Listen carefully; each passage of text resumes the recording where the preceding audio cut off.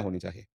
ऐसा नहीं कि आज हम 4 बजे उठे, कल 7 बजे उठे, पर फिर मन को आप कंट्रोल नहीं कर पाएँगे। मन के लिए एक दिनचर्या होनी चाहिए कि हमको 10 बजे सोना है, 4 बजे उठ जाना है, तो फिर 4 से सवा 4 नहीं होना चाहिए। 4 बजे उठ जाना है, ऐसा नियम बना लें और उठ कर के हमको थोड़ी देर नाम जप करना है, थोड़ी देर हमें वाणी जी का गायन करना है, थोड़ी देर हमें ध्यान एक अपनी दिनचर्या, फिर हम अपने संसार के कार्य के नियम, जो संसार के कार्य हैं, उनको भी करते हुए भगवान को समर्पित करें। जैसे जो पद में है, जो आपको राष्ट्र सेवा मिली है, जो आपको समाज सेवा के पद मिले हैं या आपको जो घर की सेवा के कार्य मिले हैं, उनमें बहुत धर्मपूर्वक आचरण होना चाहिए। अगर आप अधर्म आचरण करते हैं, अपने पद का दुरुपयोग करते हैं, तो आप सुबह जग करके थोड़ा माला चला लीजिए, फिर भी आपका कल्याण नहीं होगा। क्योंकि आप अपने पद का, अपनी सेवा का दुरुपयोग कर रहे हैं। जैसे हम जानते हैं कि अधर्माचरण है, ये अधर्मी है, हमें पता है दोषी है और वो हमको कुछ धन दे देता है और हम उसको मुक्त करवाने की बात सोचते हैं और जो निर्दोष है, उसको फँसा देते हैं। अब तुम चाहे जितना माला चलाने की कोशिश करो या दान पुण्य करो, वो तुम्हारा अधर्म आचरण, वो अधर्म का धन तुम्हें सतमार्ग में नहीं जाने देगा। नियम लेना चाहिए कि जिस पद में है, जिस धर्म में है, जिस कर्तव्य में है, चाहे कुछ भी हो जाए, हम अपने कर्तव्य से विमुख नहीं होंगे। जितना जप महान है, उतने कर्तव्य महान है। दोनों बातें समझना है। माला फेरा और इसके बाद बेईमानी, अधर्माचरण, इनका कोई नियम नहीं है कि हमें कैसे चलना है, तो वो माला काम नहीं कर पाएगा।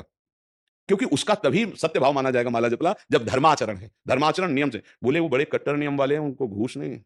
आप उनको भयभीत करके नहीं काम करवा सकते, प्रलोभन में काम नहीं करा सकते। ये हमारी गृहस्थी है ना, तो गृहस्थी के पालन के लिए धन चाहिए और धन के लिए हम धर्म को आगे रखें, धन को नहीं। धर्म को हमारा कर्तव्य क्या प्रायः जैसे पूज्य बाबा ने कहा आज हमारे देश में बहुत दुर्दशा हो रही है। दुर्दशा हो रही क्यों? क्योंकि सब अपनी जगह से गलत हो रहे हैं। अगर अपनी जगह हम ठीक रहे, तो हमारी दुर्दशा नहीं होगी। हमारा भजन कम होगा लेकिन हम धर्म से चल रहे हैं तो हम विजयी होंगे। हम भगवान को प्रसन्न कर सकते हैं क्योंकि हमें जो कार्य मिला है, वो भगवान का ही कार्य, सृष्टि भगवान का कार्य। जैसे नए बच्चे कुछ वकालत पढ़ रहे थे, तो यहाँ आके प्रश्न किया था कि हम जानते हैं कि वो दोषी नहीं है, हम जानते हैं कि वो दोषी है, पर दोषी हमें पैसा दे रहा है, तो हम वकालत पढ़ी इसीलिए, हम उसको जिताएँगे, तो क्या कोई पाप है? तो उनका खुला पाप है। बोले नहीं हमारी कोई ऐसा कंपनी दो ऐसा कुछ बोले कि हमारी कंपनी को ये सिखाया जाता है तो हमको तो ये करना ही होगा अगर नहीं करेंगे तो हमारी वकालत का मतलब क्या रहा तो नहीं वकालत का मतलब अधर्मी को मुक्त करवाना नहीं है वकालत का मतलब अधर्मी के सबूत एकत्रित करके उसको दंड दिलवाना है और धर्मात्मा को मुक्त करवाना है अब इसके लिए आपके पास अर्थव्यवस्था अगर कमजोर भी है तो धर्म व्यवस्था आपकी पूरी है धर्म व्यवस्था ठीक है तो परिवार स्वस्थ रहेगा सुखी रहेगा भगवान आप पर प्रसन्न रहेंगे अच्छा फिर हमने तर्क रखा कि जैसे आपकी बहन के साथ कोई गलत व्यवहार करे आपको पता है और वो आपको 10 लाख रुपया घूस दे तो क्या आप उसका पक्ष लेंगे? नहीं, तो फिर दूसरी बहन के साथ किया है। अब यहाँ विचार करना ना, अपने भाई का अगर कत्ल किए हो, मुझे पता हो कि ये दोषी है, तो क्या हम पैसे से उसको मुक्त करने देंगे?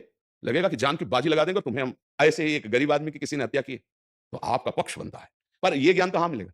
बिना अध्यात्म के ये ज्ञान तो मिलेगा नहीं। ज्ञान तो इस बात का मिला कि कैसे पैसा कमाया जाए। अच्छा वो पैसा यदि अधर्म से आया है, तो आपकी दुर्दशा कर देगा, आपकी बुद्धि भ्रष्ट कर देगा। तो जो बाबा कह रहे हैं कि आज हमारे समाज की बड़ी दुर्दशा हो रही, उसका कारण यही है कि हमें अध्यात्म का ज्ञान नहीं, हमें धर्म का ज्ञान नहीं और बड़ी-बड़ी गलतियाँ हो जाती हैं। बिल्कुल पता है आदमी निर्दोष है और हम धन के प्रभाव से उसको दंड दे देते हैं। वो दंडा भगवान जब आपको पलट कर देंगे, तो आप सह नहीं पाओगे। उसका परिणाम बहुत बुरा होता है। तो इसलिए समाज को चाहिए अपने-अपने कर्तव्य का पालन कर